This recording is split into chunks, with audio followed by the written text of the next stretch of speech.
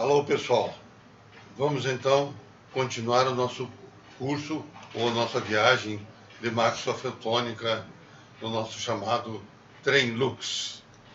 Hoje nós pretendemos atingir a aula 6, chegando na estação do eletromagnetismo com o SPIN.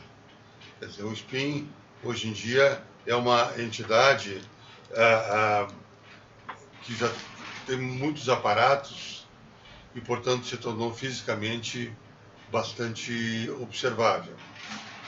Deste modo, vem a questão: qual é a influência do SPIN no eletromagnetismo? A nossa viagem, ela é uma viagem, vamos dizer o seguinte, é um trem místico. Ele não quer chegar a simplesmente a descrever propriedades fenomenológicas.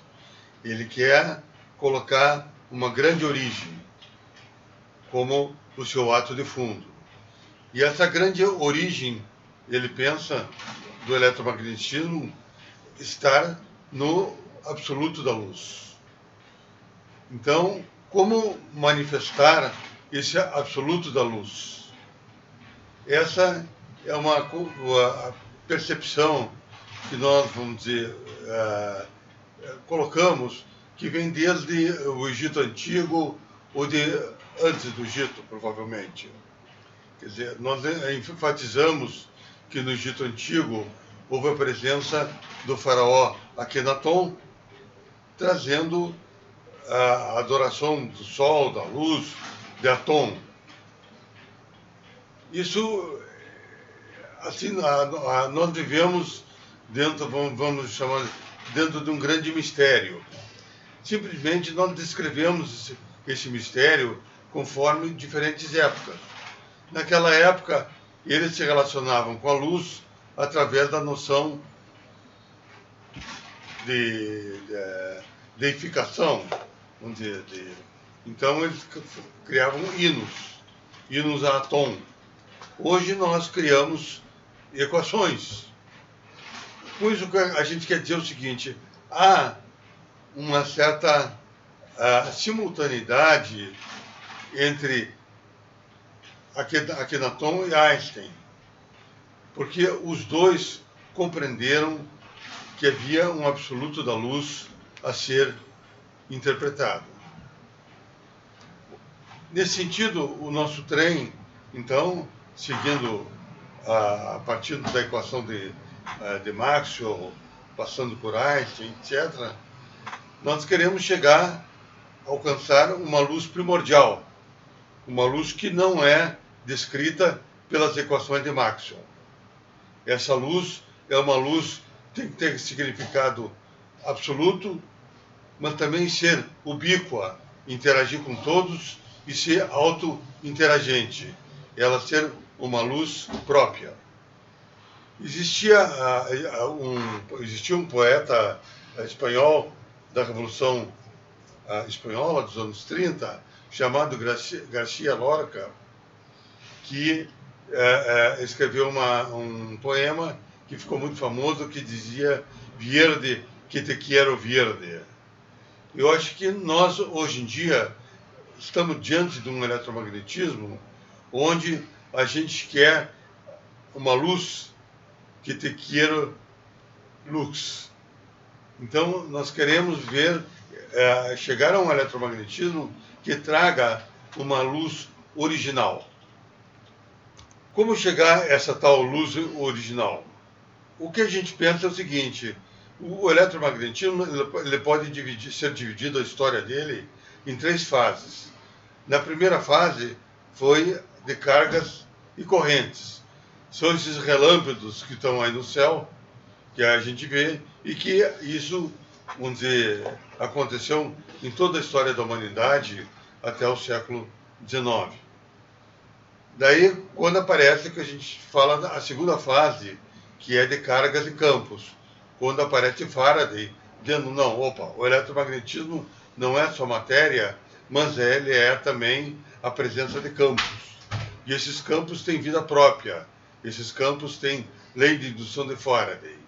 Então, isso significou que o eletromagnetismo não seria mais simplesmente corrente elétrica. O eletromagnetismo não é só dar choque.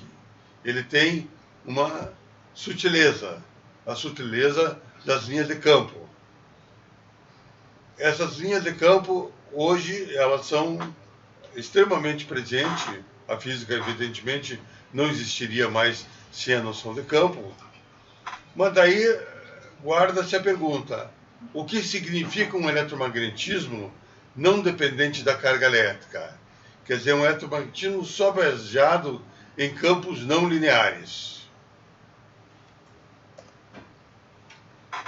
Essa é a nossa busca, de buscar campos, primeiramente, campos, uma teoria de Gauge com campos não lineares.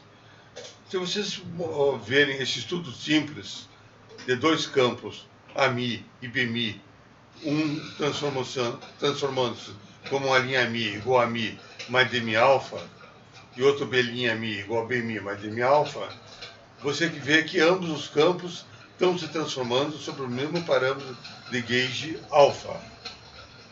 Dessa maneira, você pode construir os chamados tensores de intensidade de campo, tipo Amini e Bmini, e outros tipo Gemini, que é igual a Dmi Ani menos Dmi Bmi, e Hmini, que é igual a Dmi Bni menos Dmi Ami, e eles misturam esses campos. Então, com dois campos transformando sobre uma transformação abeliana não linear, você já gera quatro campos, quatro intensidades de campos antissimétricas.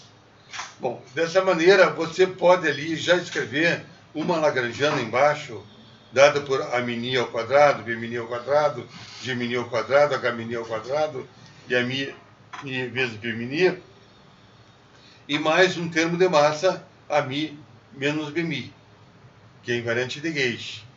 Dessa maneira, você nota que você pode introduzir uma teoria de Gauge abeliana não linear, que estende a QED.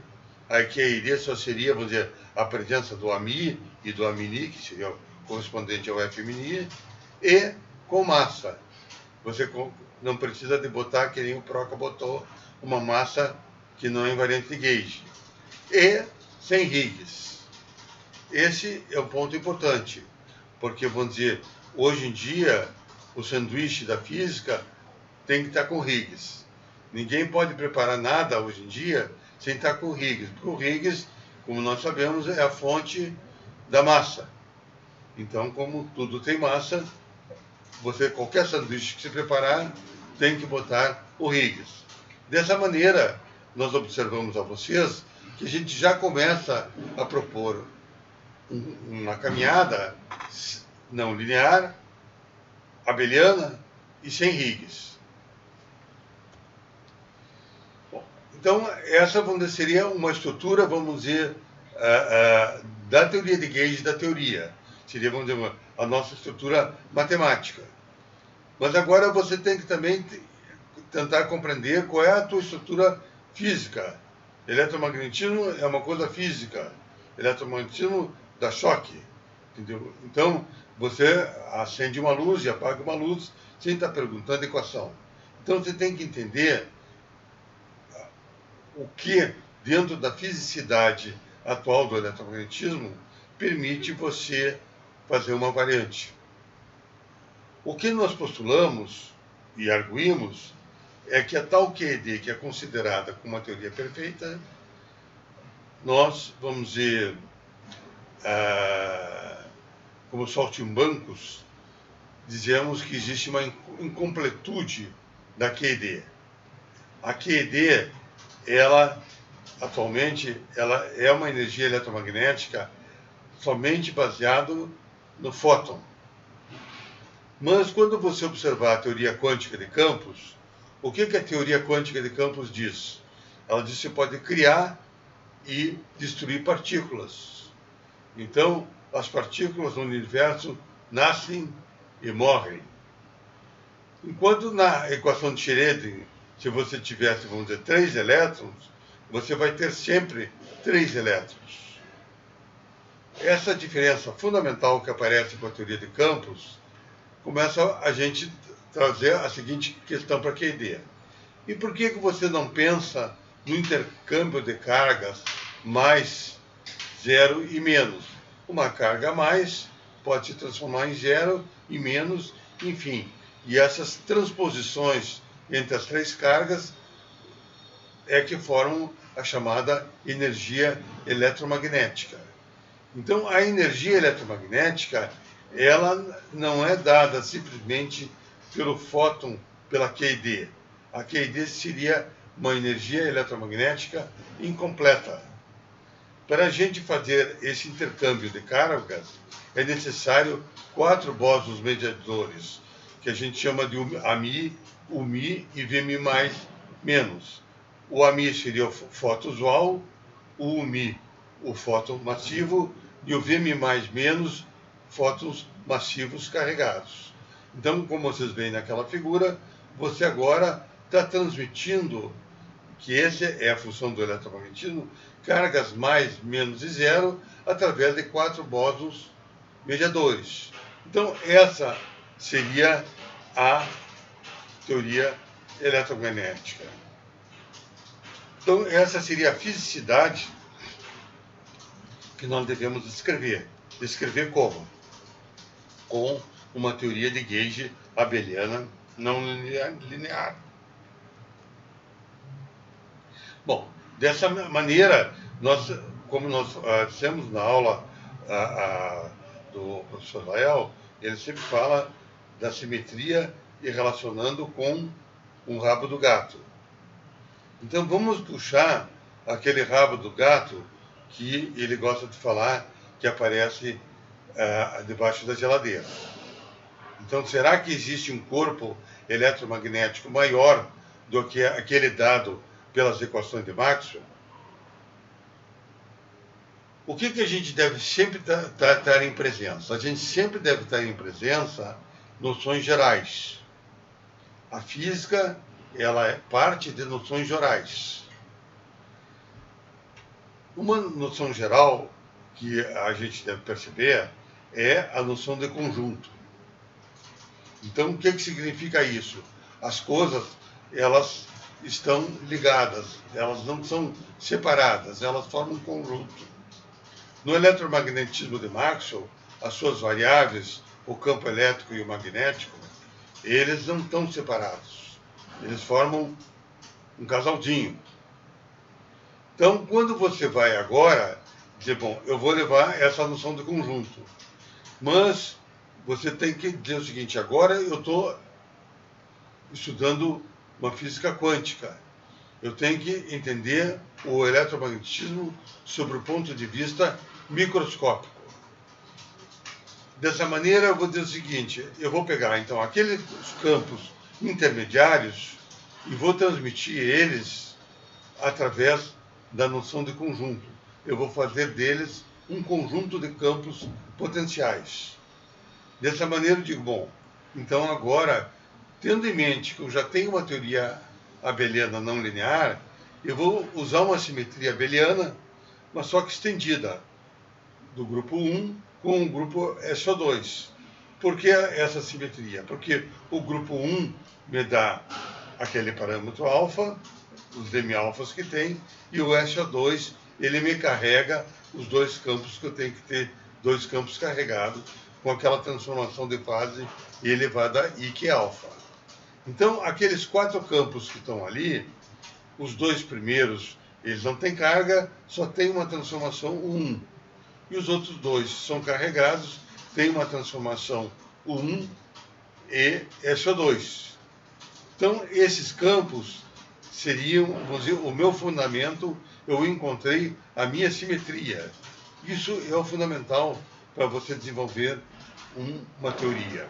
Então, o Maxwell, apesar de ter feito na época por caminhos diferentes, o caminho atual do Maxwell é o seguinte, eu tenho uma simetria 1 e aquela simetria 1 me dá aquele rabo do gato.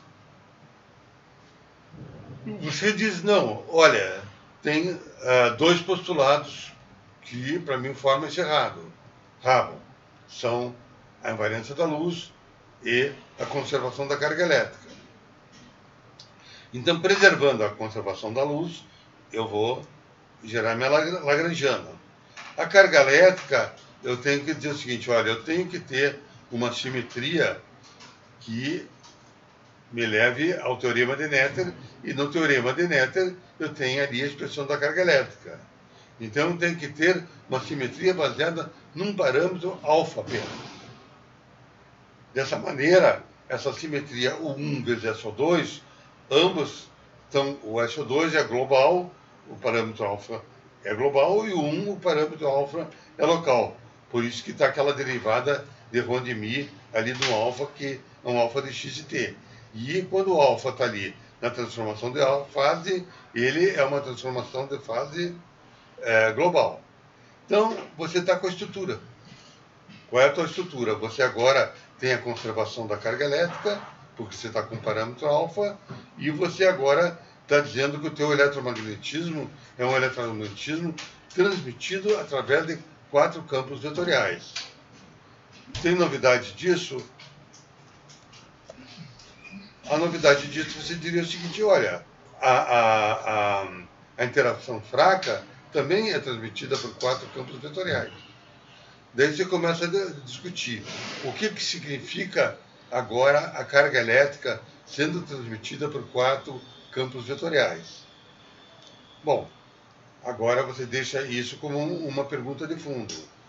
A pergunta de fundo é que você não perdeu a noção de carga elétrica, senão você estaria errado, e você está apenas estendendo ela para novos setores. E você já tem uma pulga atrás da orelha que a interação fraca, na verdade, ela talvez seja um setor desse eletromagnetismo estendido. Bom, mas vamos ser agora um pouco mais pragmáticos. Vamos pegar aquela simetria, e aquela simetria vai fazer a gente gerar uma lagrangiana. Então a gente tem uma nova lagrangiana, que seria uma QED mais novos termos. A QED estaria no lagrangiana LA, na parte antissimétrica. Então aquele Gemini antissimétrico vezes Gemini antissimétrico, como a gente falou em aulas anteriores, ele é composto pelo F' da QCD mais os termos correspondentes aos outros bósons intermediários. E além disso, trazendo uma componente que a gente chama coletiva, um tensor intensidade coletivo. Ao mesmo tempo, você tem os tensores simétricos, a lagrangiana simétrica, tem uma lagrangiana de massa, uma lagrangiana que a gente chama semitopológica. Então você começa a entender o seguinte, a tua energia eletromagnética, ela é a lagrangiana. A lagrangiana, como a gente sabe, dimensionalmente é T menos V, então ela está ligada à energia. Então cada um dos termos de uma lagrangiana estão ligados a um tipo de energia. Cada um desses termos ali, individualmente, é invariante de gauge. Então cada um deles é uma caixinha de energia. Então você agora tem que entender essa caixinha de energia. Repetindo, vocês olham, o tensor Gemini, ali embaixo, ele está escrito como AI Gemini I mais um Epsilon Mini. Esse AI Gemini I é a parte que a gente chama de granular. Quando I, no nosso caso, ele variaria de 1 até 4, quando I igual a 1, é o F' da QED. E esse Epsilon Mini ali, ele não aparece na QED. É uma novidade desse modelo, que ele traz campos coletivos. Mais tarde vocês vão ver que esses campos coletivos, na verdade, fazem alguns papéis, entre eles o da polarização e a magnetização. Portanto, é uma indicação já que você, a partir de primeiros princípios, o que significa primeiros princípios? Da tua simetria que você colocou, você deriva a polarização e a magnetização. Você não precisa colocar a mão. Outra novidade é que você tem setores simétricos. Então, aquele Gemini simétrico ali, ele é um conjunto de tensores de intensidade de campo simétricos. Dessa maneira, a gente começa a observar que você tem uma lagrangiana mais rica, uma energia eletromagnética estendida. E isso que você vai tentar compreender. No momento, é muito importante, então, entender o seguinte: você disse que o eletromagnetismo, você fez como é que se diz? Você foi contra uma situação bastante estável, que a QED é prefeita. E você diz: não, a QED não representa o eletromagnetismo como um todo. A QED ela é limitada. O que é importante é você ter 4 bósons intermediários e isso te leva àquela lagrangiana que está escrita ali. E essa lagrangiana, sim, é que representa a energia eletromagnética. Mas vamos ver se isso aí também tem sentido. Como é que você vê isso aí? Você diz, bom, eu tenho que ver pela dinâmica, pela equação de movimento, como as coisas andam. Não adianta dizer, tem uma lagrangiana, tem energia. Tem que fazer o teu trem andar. Se o trem andar, aquela energia faz sentido. Se não andar, para que ter energia? Para guardar dentro do cofre? Entende? Então, nós temos um trem, certo? Para fazer andar um trem que a gente chama Lux, mas é o trem com essa nova energia eletromagnética. Então, é importante, quando a gente tem um trem, ter alguns caracteres. Como? Primeiro, você sabe que você tem passageiros. Quais são os passageiros?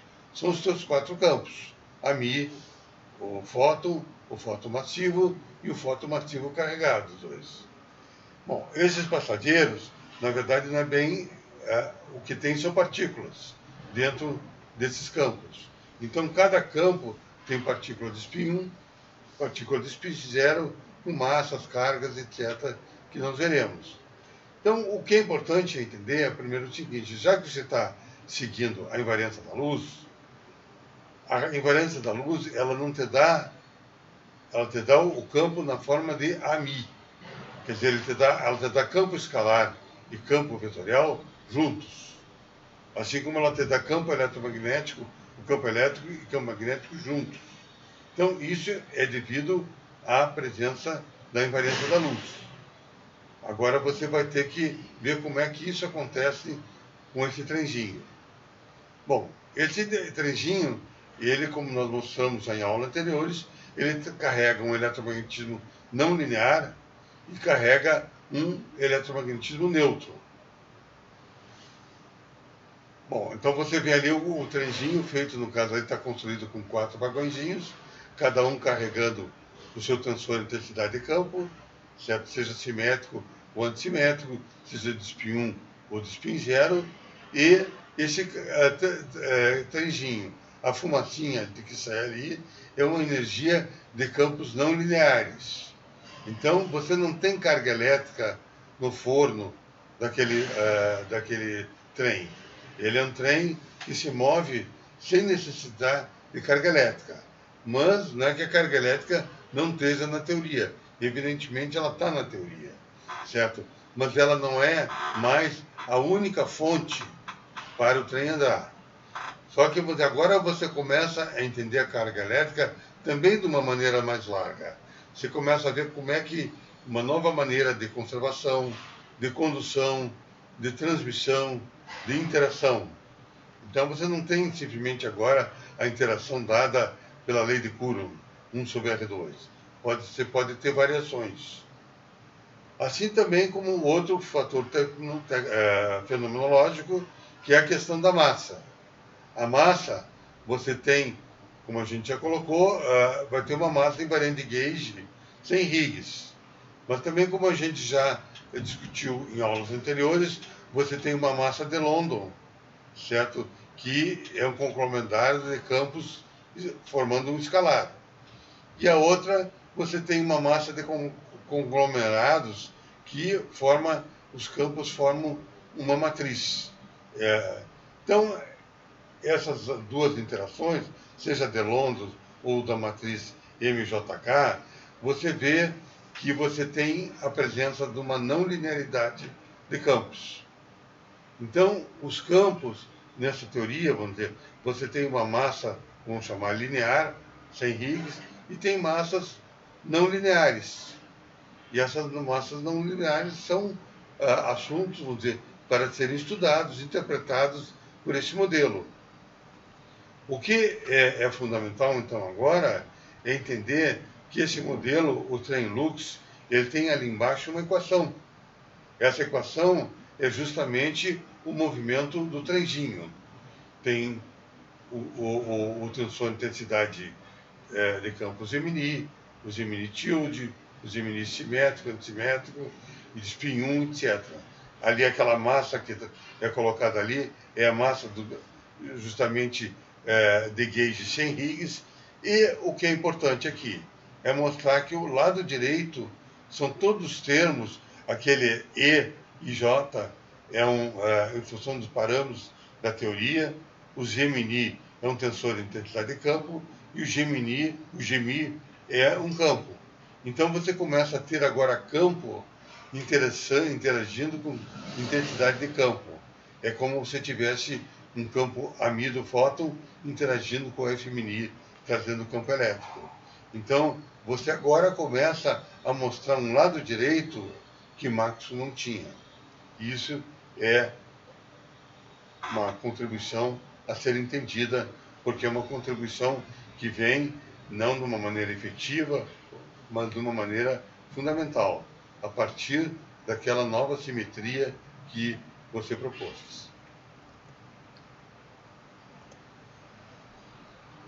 Então, é muito importante agora a gente começar a entender o nosso trem. O nosso trem, você vem agora, a gente abre um pouco mais a equação e você começa a ver que você tem os termos granulares, tipo Gemini, coletivos, tipo Epsimini, antissimétricos, simétricos, e todos eles termos com massa. E no lado direito, o primeiro termo que aparece é um menos IQ. O que é aquele Q? Aquele Q é a carga elétrica. É uma carga elétrica que aparece usando o teorema de Noether. Então, esse termo ali que está com a carga elétrica colocando os termos em colchete é um termo carregado. A presença da carga elétrica é explícita. Então, você não está apenas com um eletromagnetismo não linear, mas ele está com um eletromagnetismo também carregado. Claro, o Maxwell é carregado. Só que aqui você está carregado com campos vetoriais, você não está trabalhando com elétron, porque esse é o modelo que nós estamos, no momento, especulando. E em vermelho, você nota toda uma interação que é neutra, quer dizer, sem carga elétrica. Então você começa a ver que o eletromagnetismo não linear, ele tem força suficiente para incorporar a carga e não necessitar da carga para as interações. Isso é realmente uma nova situação, porque você começa a dizer, bom, talvez o eletromagnetismo não seja simplesmente uma coisa linear e não seja simplesmente baseado na carga elétrica. Então, aquele eletromagnetismo de Maxwell, que foi transportado para QCD, para QED, certo? Aqui ele se transfigura. E essa transfiguração, vamos dizer, é o ponto que nós, vamos dizer, enfatizamos. Esse trem que nós estamos colocando, viajando, na direção da estação fotônica, ele já se transfigurou. Ele já não é mais maxwelliano e também não é alguma teoria efetiva não maxwelliana. Ele é uma teoria fundamental carregando um eletromagnetismo não linear carregado e neutro. Bom, então, o que está? Nós estamos com um trem, mas agora o que a gente tem que colocar é que esses passageiros, essas partículas, esses campos, que na verdade são partículas, eles têm números quânticos.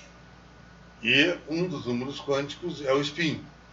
Nós falamos ali da massa, Então, eles têm diferentes massas. Mas vamos falar do spin. Então, cada campo, você pode ter um campo AMI, onde esses AI é aqueles fotomassivo, etc. Você pode separar numa parte transversal e uma parte longitudinal, dada uma separação, como é feita na física, pelos chamados operadores de projeção de spin, os θ mini e os ômega mini. O θ mini é na parte transversal e o ômega mini na longitudinal. Então significa o seguinte: quando você usa esses operadores, que são não locais, você separa o spin 1 e o spin 0. Então aquele trem que vinha vindo sob um trilho, agora ele bifurca. Por um lado vai um trem do spin 1 e outro lado vai o trem do spin 0. Então você começa a ter ali embaixo esse desacoplamento de spin. E você tem uma dinâmica de spin 1 dada por uma equação, dada, vamos dizer, por um F mini, aí já é o granular, mais um coletivo antissimétrico. E o resto da turma é uma turma toda baseada em aquele lado direito, todos aqueles campos transversais. Então, campos apenas com spin 1. E na outra bifurcação você vai ter um spin 0. Então, você vai ter intensidades de campos granulares e coletivos e massas e campos autointeragentes só com spin 0. Então, dessa maneira, você poderia fazer uma crítica. É uma decomposição não local, é verdade. Mas ela não perde a simetria. Você nota que a covariância é preservada. A covariância sendo preservada, a simetria sendo preservada, você, vamos dizer, ficou doente, mas não morreu. Você pode ir em frente mesmo com essa decomposição não local. Então você agora tem dois trenzinhos. Você tem dois trenzinhos e você vai ter, vamos dizer, duas equações. Olhando mais à frente, o que significam essas equações? Você não tem duas. Você tem, esse I varia vendo dia 4. Então você tem 4 equações. E você então tem 4 equações com spin 1 e 4 equações com spin 0. Então você vai ter 8 equações. Então esse é o teu sistema. Você teria, vamos dizer, 8 equações de Maxwell interligadas.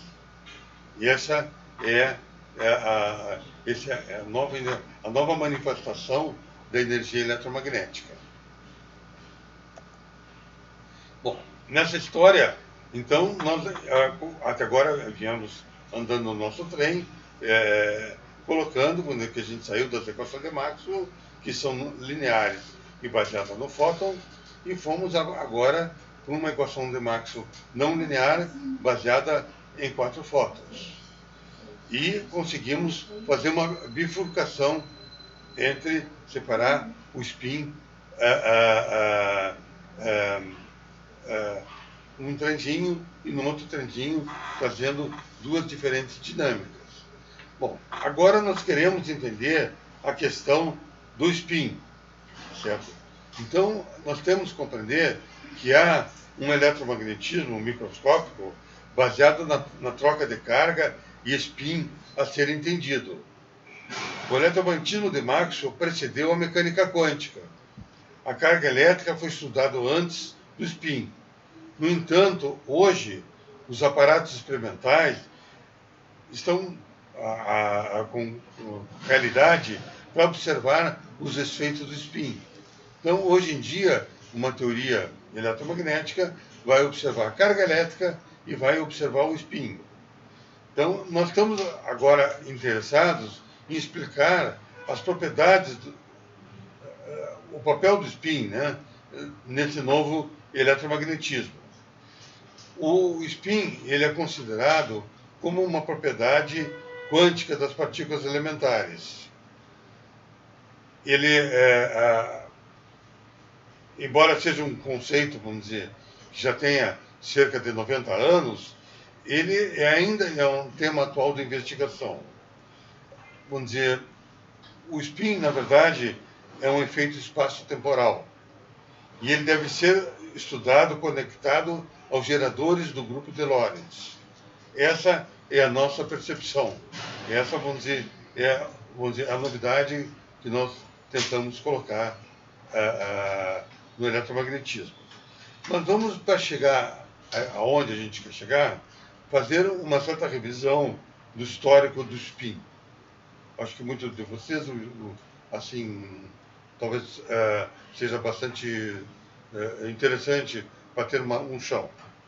O spin, ele foi inicialmente pensado como um momento angular intrínseco, associado à rotação de partículas carregadas, como elétron.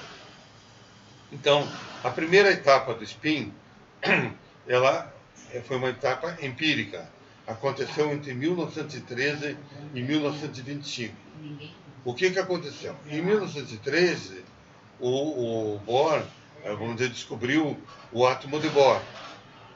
E daí logo surgiu a questão das raias espectrais, e como você sabe, as raias espectrais de Balmer, etc. E esse foi um estudo muito complicado. E o Tomonaga, num livro The History of Spin, ele narra muito bem, vamos dizer, a dificuldade que a época teve, justamente por não conhecer que havia um outro elemento físico a ser incorporado, que seria o spin.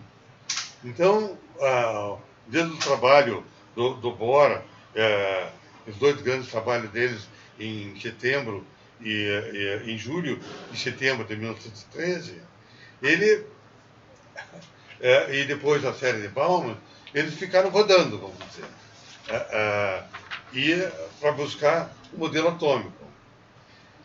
Vamos fazer então um encurtamento.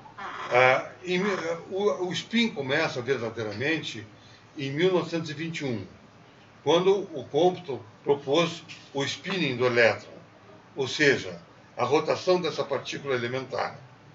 Na rotação quantizada do elétron estaria a possível origem da unidade natural do eletromagnetismo. Isso começava a entrar no ar. É quando, em 1922, acontece a experiência de Stern-Gerlach com átomos de prata, e a gente sabe que, vamos dizer, ele atirou esses átomos num campo magnético variante e houve um splitting, para cima e para baixo. E ali começou-se a entender que havia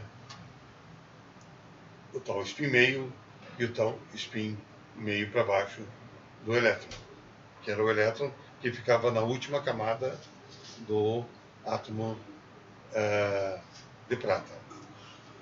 Dessa maneira, os olhos começaram a se abrir. E em 1925, o conceito de spin foi explicitado primeiro por Kroninger. Kroninger, ele mostrou isso, mas daí logo o Pauli criticou ele e ele ficou mais quieto. Mas, entretanto, com o apoio do Bohr, aparecem as figuras de Goldsmith e Uhlenbeck para explicar o efeito Zeeman, e propõe que, além da massa e da carga, o elétron é dotado de outro atributo quântico de natureza espacial, sem análogo clássico, que seria o spin. Daí começaram as medidas e entra, vamos dizer, a busca pela interpretação, o que é o spin, e isso aconteceu entre 1925 e 1928, quando começou-se a incorporar o spin nas equações físicas. Certo? O Pauli, o Schrödinger, já em dezembro de 1926, no artigo dele sobre a teoria ondulatória dos átomos e das moléculas, já começa a ter considerações. E o Pauli, em maio de 27, lança seu artigo onde propõe a chamada equação de Pauli. Ele acopla o spin do elétron a um campo magnético externo através do termo de Pauli de acoplamento no mínimo. Bom, ele já viu aquele Mi interno B. Então, o que acontece? Daí ele diz, bom, agora ele começou a incorporar na equação de Schrödinger, mas estava a nível que chama-se não relativístico. Dada a importância da invariância da luz, deveria-se incorporar o spin segundo a invariância da luz, como é a equação de Maxwell. A equação de Maxwell segue também a equação da luz, ou a relatividade e assim por diante. Então, com uma relatividade geral, vamos dizer, baseada na invariância da luz, bombando desde 1915, o spin precisava também ter uma interpretação relativística. E isso acontece com o Dirac, em 1928. Ele escreve 2 artigos clássicos, de 2 de janeiro e de 2 de fevereiro, onde foi capaz de mostrar a origem relativística do spin, usando os spinores. Esses spinores, eles foram pela primeira vez traduzidos em 1913 por Cartan, umas famosas aulas que ele deu sobre os spinores, que em 1938, só em 1938, se transformou num livro. Bom, mas então o que aconteceu? O spin estava no ar. Então, o Dirac foi capaz de mostrar que partículas com carga e massa como elétron devem ter momento angular intrínseco e momento magnético, o que foi atribuído por Goldschmidt e Uhlenberg. Bom, dessa forma, o conceito de spin do elétron passa a ser compreendido a partir das equações de Dirac. E começa a surgir uma nova questão em física. Nesse histórico do spin, vamos dizer, o Dirac introduz a equação de Dirac, enfim, tudo isso é mais ou menos o que as pessoas são enfatizadas a perceber. Mas existe uma coisa que aparece junto com o spin, que é a questão do fator giro magnético. O fator giro magnético ele se torna a chave para o desenvolvimento da espintrônica. Ele vem da física clássica, aquele Mi, você rodando uma partícula carregada, você tem um momento angular, e daí esse momento angular, esse Mi, que é o momento magnético anômalo, você deduz que ele é igual a um G, um E, que é a carga elétrica, sobre 2m, vezes o spin. Mas aparece esse G. Esse G é o fator giro magnético, e esse é o spin. Então, nessa forma, está bem estabelecido 2 coisas. Uma, o spin, que é uma coisa intrínseca, e outra, um G, que seria uma coisa fenomenológica. E começa-se a entender, a procurar entender as relações possíveis entre G e S. Então se postula a expressão G igual a 1 sobre S, quando S, que é o spin, é meio, G igual a 2, retrata perfeitamente a equação de Dirac. Mas, mais tarde, nos anos 90, os trabalhos de Ferrari, Porrache e Telegde mostram que a expressão G igual a 2, o G deve ser igual a 2, independente do spin, a nível clássico. Bom, com isso, traz já uma mudança. As teorias de spin 1 têm que introduzir um novo fator. Então, se você, o Maxwell, o que é? Ele é uma teoria de spin 1, o spin 1 é o fóton. Então, o Maxwell teria que ter esse termo F mini, W mi mais, W mi menos. Ok? Então, só com isso, introduzindo esse termo, que você reconstruiria o G igual a 2. Daí a QED começam, nos anos 40, vamos dizer assim, a ter as chamadas correções quânticas. Então, aquela expressão do spin com G igual a 2 seria clássica. E você começa a ter agora as chamadas correções quânticas, onde a QED lá do elétron chegou a 12 casas decimais, a do muon a 10 casas, a do tal a 2 casas, o do próton a 8 casas e do nêutron a 2 casas decimais. Então, os estudos quânticos começaram a se incorporar, vamos dizer, no eletromagnetismo e obtendo resultados altamente precisos, como o do elétron, e com dificuldade já no caso do muon e assim por diante.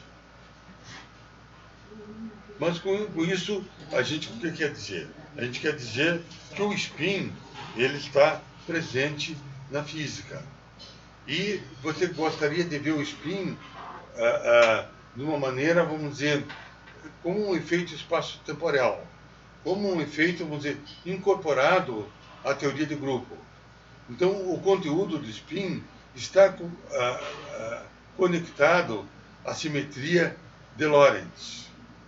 Então, vamos recapitular um pouco o que seria a simetria de Lorentz, que é o que a gente chama de invariância da luz. Você tem a transformação do espaço-tempo, x'mi, igual a ômega mini, lambda mini vezes xni. Então, você está mostrando aquela velha história do Einstein, que o espaço e o tempo eles se dilatam e se transformam entre si. Então, essa foi a primeira interpretação vinda da invariância da luz. Muda o espaço-tempo. A outra interpretação, que aparece com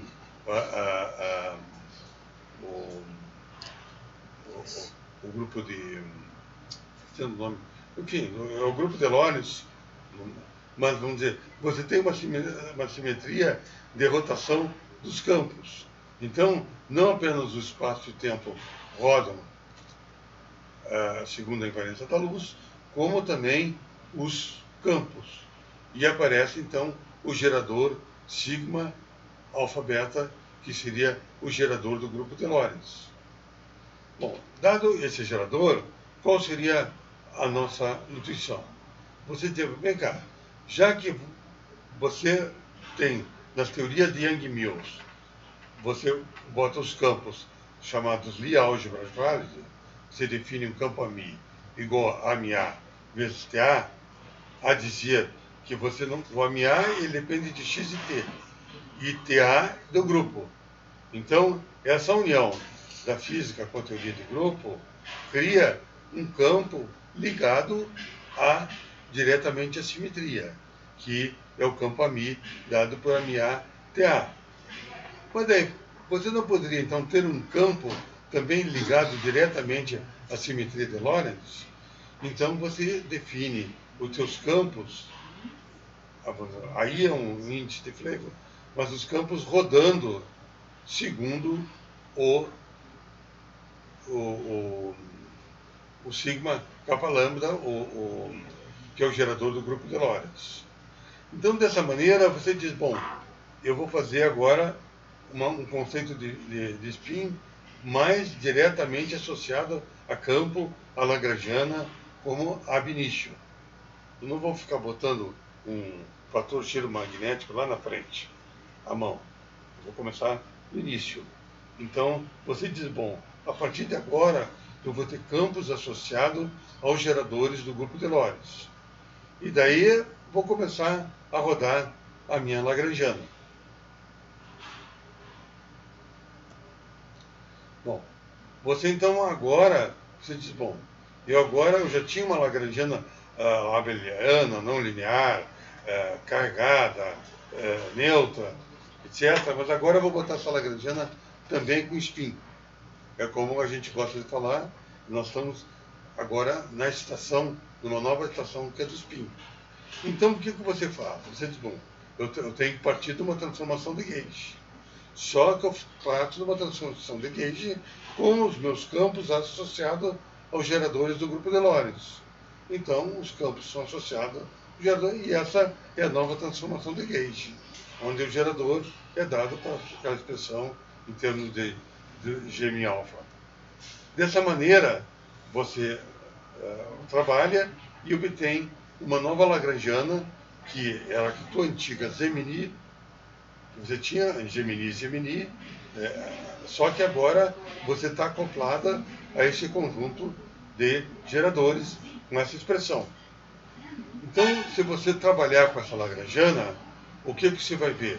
Você vai ter a Lagrangiana anterior, mais uma variação dada por todos esses efeitos de spin dos geradores. E esses efeitos são dados ali na parte simétrica, acontece, a antissimétrica permanece a mesma, a da massa permanece a mesma, etc. Mas a parte simétrica tem esse termo Z beta, Z alfa. Então, você mostra que, vamos dizer, tem uma contribuição do spin em termos da Lagrangiana. Mas a questão que a gente se preocupa, que a nossa questão é a questão mais fundamental, é a questão como fica a equação de movimento com o spin. Se eu tenho um campo elétrico, um campo magnético interagindo com o spin, com o campo com μ, momento magnético anômalo, como é que eu retiro isso da Lagrangiana? Essa é uma questão, porque, vamos dizer, você não quer colocar a mão, e você nota que, vamos dizer, mesmo quando você coloca aquele termo psi barra sigma mini psi vezes f mini, onde você coloca uma interação com o spin, do campo magnético com o spin, ela é um termo que é não renormalizado. Então, você quer saber o seguinte: eu quero uma equação de movimento que mostre a presença do spin explicitamente. Daí você pega a tua equação lá que você teve anteriormente, trabalha com ela na tua Lagrangiana e deduz a tua equação. Então, você nota o seguinte: no lado esquerdo, que é o lado dos vagões, você mantém os termos, simplesmente muda os coeficientes, mas você mantém os vagões, etc., simétrico, antissimétrico, e assim por diante. Você mantém um termo de massa, enfim, a estrutura qualitativa é mantida. Os coeficientes mudam, mas qualitativa você mantém. Então, e você, se quisesse, você poderia também bifurcar essa equação só numa parte de spin 1 e só na parte de spin 0. Mas agora a gente está interessado em entender como é que você tem um termo μ interno B a partir de uma equação de movimento. Dessa maneira, você começa a ver em vermelho todos os termos que são os geradores. Aqueles sigmas, eles aparecem o sigma atuando no termo intensidade de campo e no campo. Na verdade, ali está mal disposto. O que é disposto, você tem o sigma atuando no campo G, que atuam no Z. Então, quem seria o Z? O Z seria, vamos dizer, campos granulares e coletivos. Então, teria campos elétricos e magnéticos, usuais de Maxwell, mais campos elétricos e magnéticos coletivos. Então, esses campos, certo? Essas intensidades de campo, elas estão interagindo com o campo. O campo que pode ser um fóton massivo, etc. Mas não com o campo puramente. Eles estão interagindo com o campo de uma maneira da parte do spin do campo. Então, você traz uma nova perspectiva para o eletromagnetismo não linear. O eletromagnetismo não linear, que nós entendemos, ou deduzimos, ele incorpora o termo, vamos dizer, F-mini ani. Certo? E nesse F-mini, você tem o campo elétrico interagindo com, vamos dizer, um campo elétrico, magnético, interagindo com o fóton. Mas não aparece o spin. Agora, quando você pegar ali aquele termo que está em verde, certo? O que a gente vê o verde? Vê o campo eletromagnético, agora é F alfa beta, interagindo com o sigma vezes o A. Então, esse sigma vezes o A se você abrir o sigma alfa beta e sigma zero, abrir a equação, vamos dizer, você pegar o F, o alfa beta, vamos dizer, seja 0I. 0I é um campo elétrico interagindo com sigma 0I e com o fóton, que também tem uma parte vetorial e uma parte escalar, você começa a ter, vamos dizer, interagindo com os campos e com o spin dos campos. Dessa maneira, você consegue reconstruir uma hamiltoniana a partir de primeiros princípios. Então, essa hamiltoniana que é colocada à mão, μ interno B, vezes o D interno E, onde o D é o momento dipolo, então, você mostrando que o spin interage com o campo elétrico e magnético, isso, vamos dizer, a gente coloca, vamos chamar, heuristicamente, você agora começa a reescrever isso sendo escrito a partir da simetria de Gauge. Bom, então, essa é a nossa conclusão. Nós diríamos o seguinte: você começa a incorporar o spin no teu eletromagnetismo. Evidentemente, nós aqui estamos estudando um eletromagnetismo vetorial e escalar, né? Porque os campos AMI são vetores e também tem a parte escalar. A parte de spintrônica, então, para isso, o que a gente procurou na literatura não tem experiência tipo de Stern-Gerlach. O pouco que a gente conhece da literatura, mas o que a gente pesquisou, a gente viu que a literatura de spin é muito voltada, ou inteiramente voltada, para spin meio. Tem pouco para, vamos dizer, módulos vetoriais. É claro que a gente, mais tarde, vai estender isso para spin meio. Mas nós estamos querendo primeiro fazer algo, nós estamos viajando de Maxwell fotônica e nós estamos, vamos dizer, aqui na estação da spintrônica. Então, o que nós vemos nessa estação é que você pode ter interação de campo magnético e campo elétrico com spin a nível, vamos dizer, de campos de Maxwell. Então, essa é a nossa conclusão.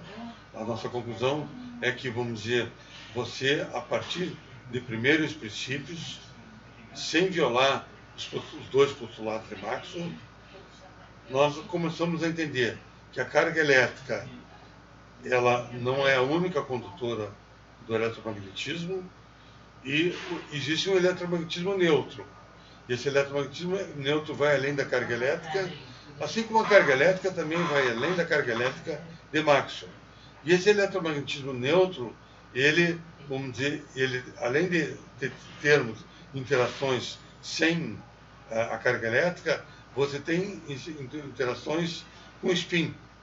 Então você pode interagir uma partícula com uma outra partícula que não seja carregada através do spin.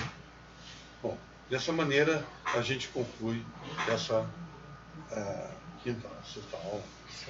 sexta aula. Ok? Muito obrigado.